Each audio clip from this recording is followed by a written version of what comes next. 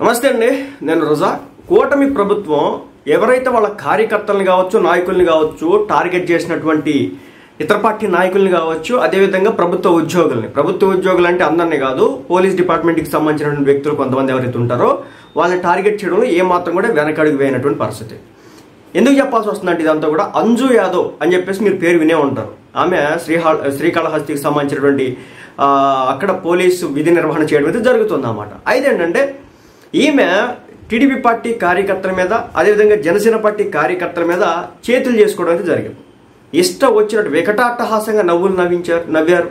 అదేవిధంగా ఒక మహిళను అయితే కనుక అర్ధరాత్రి అతి దారుణంగా, ఇది ఆమె స్టాల్ ఏదో ఓపెన్ చేసుకుని ఉందంట, హోటల్ ఏదో ఓపెన్ చేసుకుని ఉందంట, అసలు ఆమెను ట్రీట్ చేసినటువంటి విధానం ఒక మహిళని కూడా చూడకుండా ఆ రోజు ఆమె బట్టలు ఊడిపోయేలా రోడ్డు మీద బూటుకాలతో దండినటువంటి పరిస్థితి.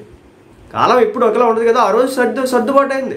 ఆ రోజున ఇప్పుడున్నటువంటి హోమ్ మినిస్టర్ గారు ఎవరైతే ఉన్నారో ఆమె వెళ్ళేసి మహిళా కమిషనర్కి చెప్పింది, ఒక మహిళ మీద ఒక పోలీస్ డిపార్ట్మెంట్కి సంబంధించినటువంటి మహిళా అధికారిని ఇంత దారుణమైన స్థాయిలో టార్గెట్ చేసింది, ఇంత దారుణంగా ట్రీట్ చేసింది, దీని మీద ఏం చర్యలు తీసుకున్నారంటే కనుక మరి ఆ రోజు మహిళా కమిషన్ పెద్దగా ఎక్కడ రెస్పాండ్ అయిందో తెలియదు. మొత్తానికైతే ఈ రోజునైతే ప్రభుత్వం మారింది కదా, ప్రభుత్వం మారితే కనుక సినిమా కనిపించింది అన్నమాట. ఈ రోజున ఈమె మీద కంప్లీట్గా ఎవరైతే జనసేన పార్టీ కార్యకర్తలు, ఎవరైతే టీడీపీ పార్టీ అభిమానులు ఉన్నారో వీళ్ళంతా కూడా వెళ్ళి ఏ అయితే పాత వీడియోలు ఏవైతే ఉన్నాయో సో ఆ వీడియోలన్నింటినీ కూడా చూపించి తప్పనిసరిగా ఈమె చర్యలు తీసుకోవాల్సిందే అని చెప్పేసి మన హోమ్ మినిస్టర్ గారిని, వంగల్పూడి అనిత గారిని కలవడం జరిగిందన్నమాట. అందులో భాగంగా ఈమెకి సంబంధించి మొత్తం కూడా చిట్టా మొత్తం కూడా తీయడం జరుగుతుంది.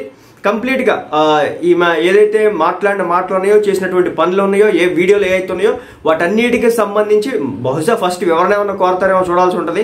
సో దాని తర్వాత ఆమె చెప్పినటువంటి వివరణ అది అంత అనుకూలంగా లేకపోతే కనుక ఒక భారీ స్థాయిలోనే ఎదురు దెబ్బ తగలడానికి అయితే అవకాశం ఉంది.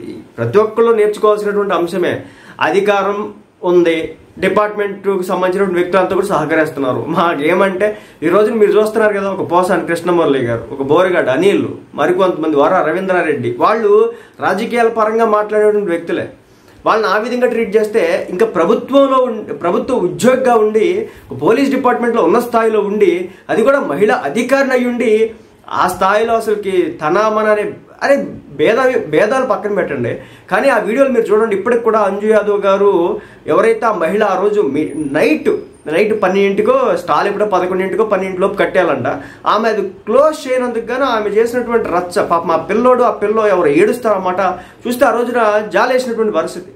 అంటే మరి ఏమనుకుంటున్నారేమో తెలియదు, ప్రజలు మరి ఎర్రిపప్పలా కనిపిస్తారో కొంతమందికి, ఏంటో నాకు అర్థం కావట్లా.